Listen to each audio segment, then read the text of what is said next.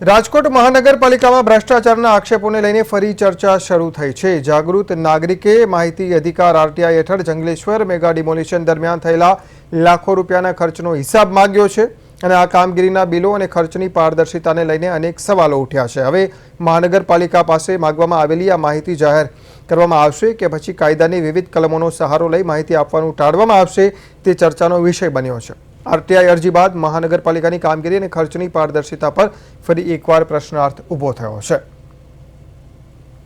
RTI એ ઉડુ શાખા Jangleshwar mega ડિમોલેશનના ખર્ચ અંગે તેમજ અન્ય એક કાર્યક્રમ થયો જેમાં પણ લાખો રૂપિયાના બિલો મૂકવામાં આવ્યા છે। આ ભ્રષ્ટાચાર જે થઈ રહ્યો છે આ ભ્રષ્ટાચાર સામે એક અવાજ છે અને જે કાંઈ પણ આરોગ્ય અધિકારી દ્વારા કે જેના પણ દ્વારા જે પણ લગત શાખાના અધિકારી હોય તેમના દ્વારા જે બિલ મૂકવામાં આવ્યું છે કેટલા અંશે વ્યાજબી છે, શું બિલો મૂકવામાં આવ્યા હતા, શું એમાં કોના ઓર્ડર દ્વારા મૂકવામાં આવ્યા હતા, કેટલા કર્મચારી કર્યા હતા, આવા બધા પ્રકારના પ્રશ્નોને લગતી મારી આરટીઆઈ છે। જોવાનું એ બાકી છે હવે કે રાજકોટ મહાનગરપાલિકાના લગત અધિકારીઓ આ આરટીઆઈનો જવાબ આપશે કે ફરી કોઈ કાયદાની કલમ આગળ ધરી અને એમ કહી દેશે કે આ આરટીઆઈનો જવાબ આ માહિતી અમે આપી શકીએ।